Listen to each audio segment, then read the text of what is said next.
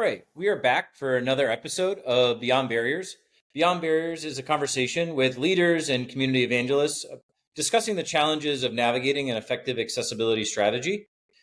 In these episodes, guests get to share their journey of successes and setbacks with a primary focus on how each guest has overcome specific obstacles and setbacks along their journey of accessibility. My name is Brian Gavin. I'm the co-founder of Wally. And today I'm delighted to be joined by Ricky Onsman. Ricky, thank you so much for coming on the episode.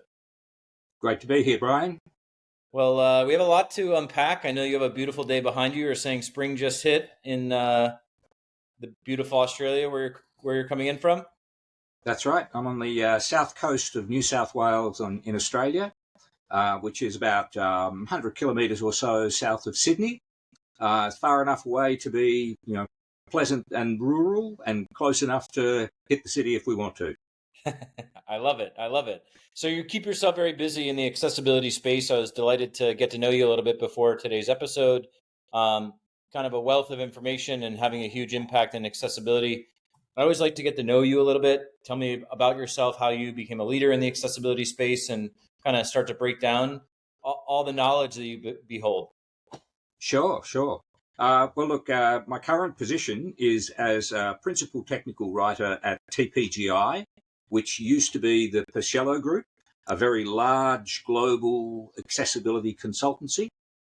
And that company has kind of grown over the years. I've been with them for 3 years now, but they are owned by a larger company called Vispero, which is also the parent company of Freedom Scientific that produces the JAWS screen reader. So we're in a fortunate position of being one of the only kind of digital accessibility consultancies that has an in-house screen reader that we can liaise with. We have a very large team of accessibility engineers, and my job is to write the guidance for them, both the automated rules and test procedures and solutions, but also the manual suggestions for how our clients should address accessibility problems. So, I mean, in one sense, I have a very relaxed job. All I have to do is read a lot, think a lot, and write a lot. On the other hand, I have to be right. And that's always, a fair bit of pressure, that all these people are asking you questions of exactly how do we put this placeholder text in place without, while still conforming to the Web Content Accessibility Guidelines. And that's my day-to-day job. I got here basically from about 20 years working in web design. And I built my first website in 1994 when there was only some pretty plain HTML and a little bit of CSS. We didn't really even have JavaScript at that stage. And because it was all based on standards, accessibility was assumed. Basically, everybody who built a website in those days built an accessible website. You didn't have any other choice. And I've always stuck with that, despite all the extra things coming in, particularly, frameworks, JavaScript, all of that kind of stuff. I've just stuck with building pretty simple, straightforward, HTML-based, standards-based websites, mostly in WordPress, mostly using themes and plugins that I write myself, so I have control over them. And I've been doing that for 20 years, or more like 30 years now, and I still have a handful of individual clients who basically won't let me go because I'm their web guy, and they just say, no, you're staying. Yeah, but that's good because that gives me sites that I can practice on. I can test stuff out on my clients' sites. In the process, I've kind of worked for a lot of individual design companies and accessibility companies. And that's kind of made me, I guess, very experienced in the accessibility field. But I've done just as much writing and editing. I've worked for people like SitePoint publishers. I've been marketing director for conference organisers like Web Directions and UX Australia. I've written and edited for Smashing Magazine. So this position is actually coming together of two quite separate strains of my career, which has been writing and editing and working in accessible web design and front-end development. So in a lot of ways, it's the culmination of a 30-year career that I didn't really plan, but it's turned out brilliantly. And I really enjoy the job that I have now. And it's a constant challenge. It's literally a daily challenge of solving problems. Yeah, there's a couple things I want to unpack. I mean, I think it's Sure. very interesting your organization owning a leading assistive technology, right? I mean, that's I was talking with some colleagues earlier this week, and we are talking a lot about the accessibility focus and the assistive technology focus, and they're in some ways I almost feel like they're competing against one another. But you have the brilliant opportunity of working in an organization where it has both. Yeah. How do you like your experience going from writing and web development and the side hustle that you keep on? How do you balance the guidance of writing all of these automated tests and these manual suggestions with you talked about the WCAG standard, and then there's this support for how it interacts with JAWS, right? Like, are the Sure. two equal, or are there competitions from writing these standards, writing the automation that your team at scale and the platforms that you work on have to it's leverage? it's it's a real patchwork job. Yeah, It's not a cohesive kind of thing at all, and I guess that reflects how the company I worked for came together. In yeah, that there was originally just a digital accessibility consultancy, which was fairly small, like most of them are these days. mm, Then it bought and acquired a set of tools. One of them is the color contrast analyzer, which is probably one of the most popular color contrast checkers in the world. And that was developed quite separately and acquired by the company that Pacello Group. yeah, Similarly, they kind of joined with other organizations, one that had a tool called Capture, and that became the assessment tool. And they kind of packed those things together into a platform for clients. So clients get a whole of service kind of delivery, mm, where they can draw on our engineers, but they can also use their own developers and designers to access our knowledge base and make their own decisions about how they're going to conform to the guidelines and other mm. standards for that matter. And so that wasn't really, no one set out with a master plan to kind of achieve that, but now it's all kind of coming together. And at that point, the company decided it would be wise to create what we have called the Knowledge Centre. There's only three of us, based in New Zealand, Australia, and the UK, and all we do is build the knowledge base for all those tools. Since Vispero also became the parent organisation of JAWS, we've started liaising much more with those, but it's still very much a tentative process. So we're trying to talk to them about getting them access to our knowledge base so they know where we're coming from in terms of auditing and assessment. And we're trying to get into their knowledge centres so that we can understand how they devise the tools that are in the all the configurations that you can use in JAWS. Yeah. And that itself is like a massive thing, because if you compare JAWS to pretty much any other screen reader, what sets it apart is there's so many ways that users can configure it and customize it for themselves. Mm, So that's a thing that then you have to, like when you're talking about the web content accessibility guidelines, you have to take into account user settings. And that's a whole other kettle of fish. And mostly WCAG kind of says, well, if they're user settings, then that's an exemption, or we can't really cover that. mm. Because, how do you control when people Is choose to that the have dark norm though? mode and high contrast? That's their choice. That's a user setting. Is Are the preferences and these various combinations the norm though? Like, is that a challenge that it's like, Absolutely. you know, Absolutely. what in today's WCAG is world? designed to be technology agnostic. It's applies to any technology at all. But the reality is that what people use is very technology specific. You know? A good example is that we have clients now, partly because of legislation that's happened in Europe more than anywhere else, that PDFs must be accessible. So we Mm-hmm. have clients now who say, okay, we've got to make our PDFs accessible. How do we do it? That's not something that WCAG deals with a lot, because often it's kind of, is that actually web content? When you're looking at it in Acrobat Pro or a reader, isn't that then a standalone piece of content that is separate from the web? And if it's not, then how does WCAG actually apply to it? So it's kind of Mm. like, while it's on the web, yes, WCAG applies, but if you open it separately in a reader, maybe WCAG doesn't apply. Yeah. Um, so, It's Which direction do you go? I mean, I like and appreciate the approach of maybe being, universal is what I'm hearing from you. Yeah. Um, Yeah, in well, that that's is, exactly it. I mean, we try to cover all the bases. yeah. And I've just been writing, because I've been writing, spent a couple of months writing guidance for our engineers on how to deal with accessibility issues, how to identify them, and how to address them in PDFs. We've kind of turned that into a training module. Now, that's part of what we do as well, that the ARC platform has in it a self-driven training capacity. So people undertake courses that consist of lessons on specific topics. So I wrote an introduction to PDF accessibility, which is a kind of a high level, the concepts of PDF accessibility that you have to understand how it's different to HTML and what they have in common, what you can Mhm. do to address each and what you can do to address both.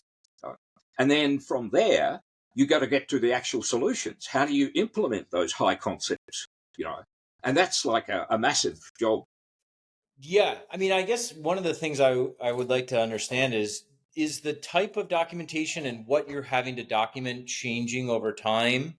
I would imagine it is about Yeah, yeah, how, like, I guess one of the big areas that I'm quite passionate about, you talked about this documentation for the developers, is having a better way to democratize accessibility so that adoption across everyone, like so many organizations that I talk to, YCAG and a lot of the accessibility vernacular is another language. It's difficult, right? That's why we're here yeah. talking today to break down some of those barriers and challenges. But how are you humanizing and making it so that it's wide scale adoption possible? Is that something that you're focused on? Have you been able to It achieve is. It very much is. I mean, it? Yeah. there's the twin drivers of that are what our clients want and need, and that's the primary driver when they say we need this to be accessible. And they often come back to us and say, no, we read WCAG slightly differently. You're saying we have to do this, but our interpretation is this, and we then have to justify our interpretation. And mostly that is then driven by the human side of it. That what is the point of all this? Is it actually to tick off, a checklist of things you have to say, yes, we Mhm. comply with the law, or are we actually trying to make the world more accessible? And our primary driver is the latter. The checklist has to serve the overarching aim of making the world accessible. And the world that we live in and work in is becoming increasingly digital. So it becomes, how do we do that in a digital world? And an example of that is that, one of the organizations, I do a fair bit of extracurricular work because that informs what I do on a day-to-day basis. For One of the sure. organizations I've become involved with is a Standards Accessibility Reporting Incorporated, who have looked at things like not necessarily digital, but household products. And how accessible are they? Why don't we have accessibility ratings for washing machines? Because if you're in a wheelchair and you can't reach the buttons on a washing machine, or you Yeah. have a motor impairment that means you can't use the digital interface of a washing machine, then that washing machine is useless to you. So, and that gives you a really interesting perspective. Yeah. I'm currently compiling a comparison of video streaming services. So, Netflix, YouTube, Disney, Paramount, they all offer certain accessibility things. But if we tested them against WCAG, would they conform to the requirements of WCAG in a non-web way? You know? And that's kind of a very interesting procedure, and it's a big challenge, but it's very good for me because it means that that informs what I do when I'm talking about websites. And that's part of the democratization. It has to apply to everything. And really, my personal view is that the statistics say that 20% of the population has a significant disability. My own view is when you look at disability as being the impairments to being able to participate in society at large, pretty much everyone has a disability of some sort. You know, Hmm. we don't always think of it as disability. Sometimes it's the level of it. You wear glasses. You don't think of that as being having a disability, but it is vision impairment. You know, Right. so why separate yourself from somebody who is in a wheelchair? It's a Yeah. matter of degree. I strongly believe that in the digital world, you bring up a really good point of washing machine example, where you're totally right. The disconnect, if you will, seeing what's being introduced in the browser, if you will, and in the operating system.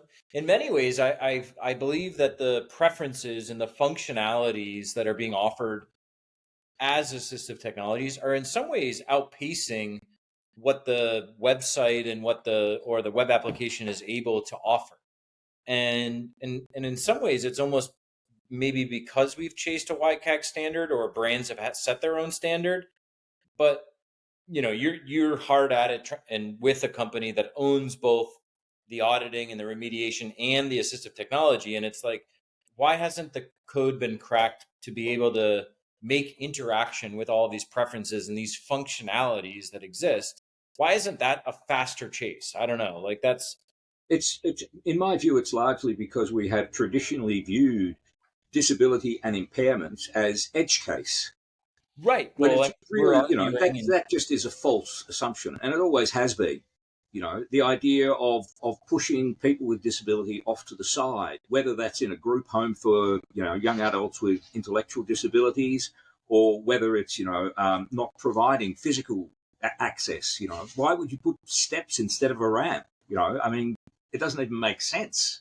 right, And I think that in a way, the digital world is forcing us to address those issues, partly because we have to and partly because we can. But it's a battle. It is a battle. A yeah, lot of the stuff that I do when I deal with, audits and assessments is to say, don't do that. Stop doing that. What you're doing is inhibiting access. If you just stop doing this, then you would pass this standard. Um, and it's, it's like they go, but I want it to look like this. And get, well, that's fine, but you can make it look like this, but you have to make it accessible at the same time. right. Well, you're a very, I would say, good conversation. So you probably make for easy conversation with these clients, or easier.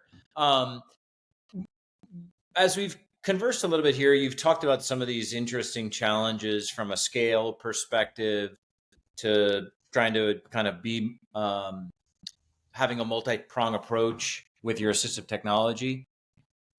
Where are the current challenges that you're like, what's out there with clients that you think is something that needs to be tapped and needs to be resolved, that you're focused on, or you're passionate about? I think one clear standout is WCAG itself, the Web Content Accessibility Guidelines. You can see how they've evolved through version 1 to 2.0, 2.1, and now 2.2.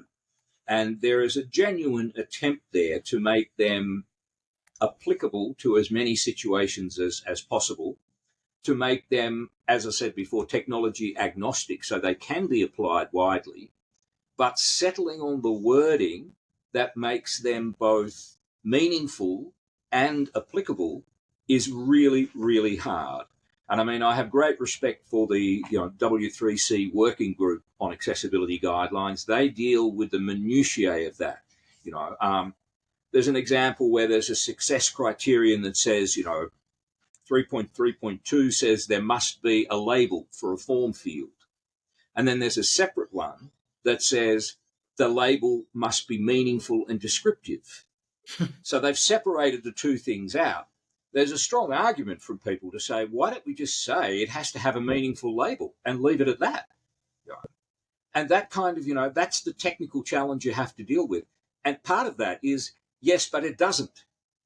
So the reality is at the moment they are split in two. So how do we deal with that? Well, and there's somewhat of a different technical way to identify the two different definitions, right? Yes. Programmatically, and that's why it was defined at scale. I mean, yeah, Yeah. early on in the how our product has evolved. I mean, you had so many like false positives, right? You hear that a lot, where it's like, oh, Yeah. so well, that, I mean, I think that's part of the reason why brands come to you, like, well, we handle YCAG this way, or we handle accessibility this way, because they've gone through Exactly. that pain or that learning about how does it apply to their brand. Yes, yes. And that evolution of WCAG is very important. So the Yep. 2.2 gives much more credence to people with cognitive impairments, and it takes into account much more of the mobile technology scene. But when people say okay, we have to conform to WCAG, many of them, and the law still requires that you conform to WCAG 2.1, which doesn't take as much of the cognitive impairment into account and doesn't take as much of the mobile technology into account. So do we then say to clients, well, you should really do it anyway, because soon the law will change and you'll have to conform to 2.2? And they fight back on it. They say, yeah, but we don't have to. And why would you argue against it? But they have their own imperatives that are commercial and that are practical.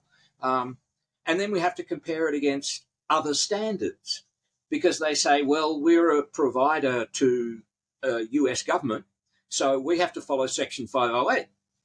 And that says 2.1. It doesn't even give us the option of using a higher standard. We just have to say we conform to this.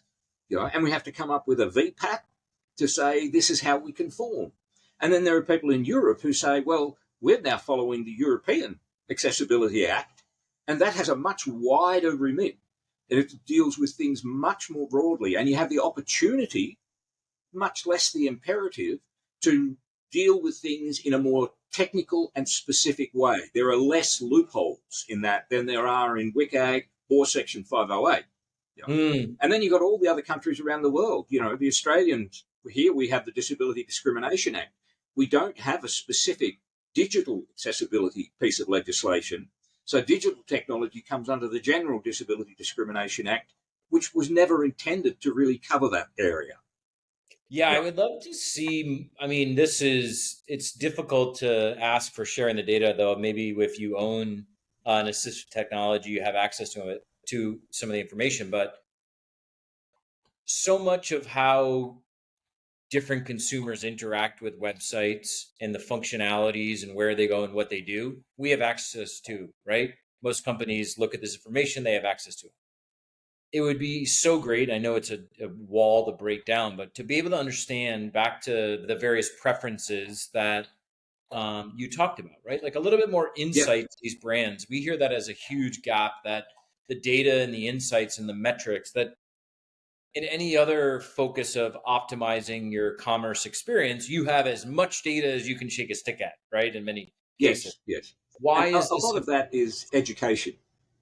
People just don't stop to think about how does a person with a particular accessibility need use this. And that can get incredibly detailed. Like we've been having a lot of discussion about the asterisk used for required fields in an online form. And what you have to deal with is certain assumptions, so that when people with vision look at a form and there's an asterisk, there's a general sense that means it's required. And that's fine. You don't want to mess with that. That's an understanding. It's a common understanding. Yep. When you translate that into assistive technology, a screen reader reads that out as first name star. A star does not have that same association of common understanding that it means required, even though the asterisk is a star visually. When you say the word star, that doesn't translate to this field is required. So you've got to do something else. You've got to apply an ARIA label. You've got to use the word required or some way of telling the screen reader to say this field is required. Yeah, the complexities get very quick. Yeah, so you have to kind of turn quick. things on their head a little bit. And you can't just assume that a screen reader will convey what you think it will convey by what you see visually. So there's a kind of mind games that go in there that you have to, and you can really get yourself tied around in circles there, and often our arguments come back to, hang on. We're getting bogged down in minutiae here. Let's just take it back to a practical level. What would work best? Right. And then, of course, we have to... What's best for the user, right? I mean, that's a very simple grounding question that is 101 in most practices, right? Yeah.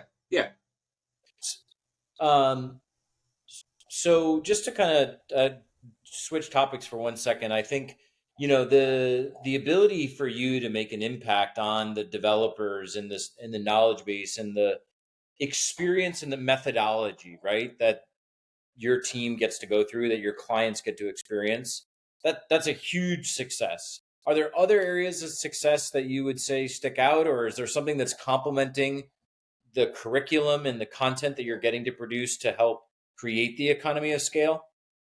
Well, yeah, there are factors that we have to take into account and that we don't always have a lot of control over. Um, One Such as like, example is the increasing use of frameworks that are mm, pretty closed shop. They don't prevent accessibility, but they don't have accessibility built in.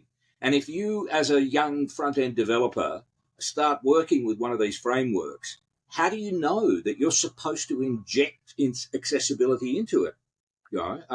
So that level of education, that assumption that people in the industry have of accessibility comes first. In the same way as you design for mobile first, you design for accessibility first. And that has yet way to have easier. a very large impact because it's not there in how people are trained. Yeah. And that's what we need to do. We need to just factor it in that, when you're working with anything, you've got to consider accessibility as a fundamental plank. And that reflects, what Tim Berners-Lee first designed the web for, to be deliberately accessible. That was one of the most clear articulations he gave to what the web can be, to be an equalizing factor for people with disabilities. And yet somehow we've managed to evolve it that we now have to do all this hard work to make Yeah. it accessible. Gets you right back to the simplicities of when you got started 20 years ago. It seemed, and from what Exactly. I We've hear, made it more complicated and less accessible. So, but the other side of it is I think there's once you make that breakthrough, particularly with developers and designers, and you say, but look how much better your business will be if you do this. They do get it. They still need to figure out, but what does it mean in practical terms? What do I actually have to do? So there's going to be a role for the TPGIs and the Wallies of this world for a long time to come yet, where we have to, help people understand the concepts, but then understand the technical side of how to implement it. I just hope that we see I think I said this word before, but like a faster democratization of what accessibility is and how you implement it, because you quoted a specific rule down to the number and the exact definition. How many developers within a given organization could tell you what that is or what it means, and you highlighted it, Yep, right? So I exactly. Yeah, hope that organizations like both of ours can break down the barriers faster of being able to adopt the best practices of accessibility and how to implement. I think there's a lot of good tooling that's going into it, so it's almost less awkward, if you will. Like I feel like it's just something that gets injected, right, and like it's forced in. So many yeah, organizations are like, yeah, yeah, oh, we have this big thing we got to do, and it's like I actually responded to someone. I was like, it's less of like a one-time initiative. It's more of a methodology, like yeah, yeah, yeah. you But you know. have to have the understanding, and the fact of life is that there will always be people who say, "I know. What if we build a tool that you could just put over the top of your website and you just click a button and it does Oh, all the don't take me accessibility there. work for you?" And you go, well, yeah, that's a great idea in practice, but it really doesn't achieve the end results. And frankly, it doesn't actually work. It's and clearly there are people who, a lot of the people who build those tools don't come from an accessibility background. They just see a marketing and a commercial opportunity, and Mm, that's, we have to deal with that. We can't ignore that. So I mean, obviously, I'm talking about overlays in this instance, for sure. Yeah, yeah, and, yeah. and specifically not just overlays in general, but the quick fix, one click, you will conform to WCAG overlays that are just, they're snake oil. They do Yeah, not I mean, work in the we've way they talked do. for But you 30 can't blame minutes. customers. You can't blame the website owners. They think, oh wow, instead of having to pay an agency $3,000, here's a $50 one button quick fix. I'm done.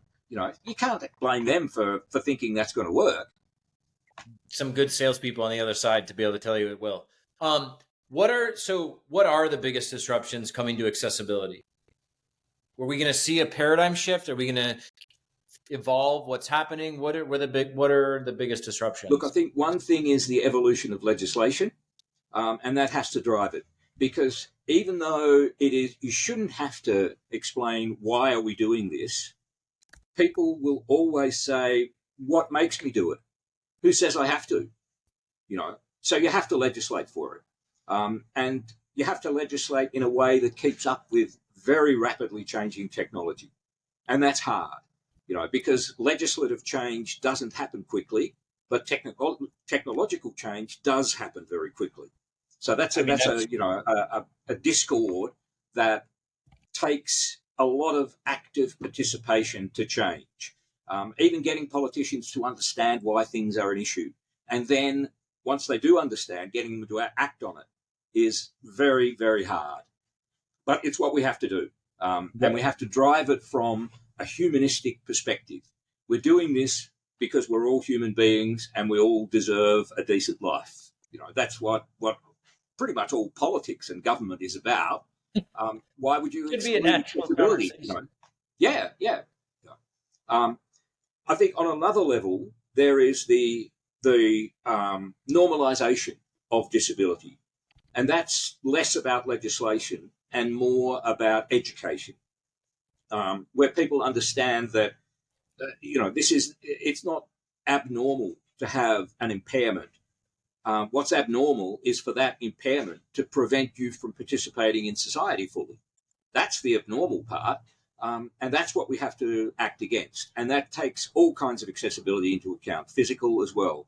I think one of the things I've seen evolve over time is when I started working I set up a disability information referral centre in Sydney in the 90s. And there it was the segmentation and the separation of people with disability that was absolutely distressing. And it came from a lack of support, really, and a lack of understanding. Setting up an information service was one way of changing that. And people I've operated in a very small part of Sydney, but I was the only one in Sydney at the time. So I had a city of 4 million people asking me for information about how do I support my child with a disability in the school, all of that kind of stuff. Mm-hmm. And that takes a lot of direct effort and understanding and a kind of democratization. It's like, we're all in this together, whether we like it or not, and you can't separate people out. And I think that is improving. So, disability has evolved in terms of definition from, in Australia, it used to be, you couldn't call yourself having a disability unless it was totally and permanent incapacitation. And it's like, now it's just like a level of impairment, a degree of disability, and it makes much more sense, even to the extent of, we used to not say that people had temporary disabilities. There was no such thing as a temporary disability. And now we do. You've got a broken arm, you've only got the use of one hand. That's a disability. Same with situational disabilities. You're a mother holding a baby. You've only got the use of one hand. So the tools that you use have to be able to be available to you to be used by just one hand. The technology and the commitment, the education is going to advance this. Ricky, we have amazingly crossed towards the end of our conversation, and it has been so much enjoyment. I always like to ask if there's anything, if you want to close out with something that we didn't talk about that you're particularly passionate about. Look, I think really the only other thing I would add is that it's going to take a lot of effort. It doesn't happen by itself to achieve the ends that we in the digital accessibility industry have set for ourselves. We have a clear understanding of what we're doing, but we're a long way off conveying that to society in general. And it's going to take a lot of effort and a lot of good intent before we really achieve the aims that we set out to do. Some of that is refining the technicalities, but more importantly, it's developing a broader and deeper understanding of human needs. And that's, I'm delighted to be working in an industry that doing something that matters. When I grew up, I was going to be a teacher because that was my way of saying, I can make a difference in the world.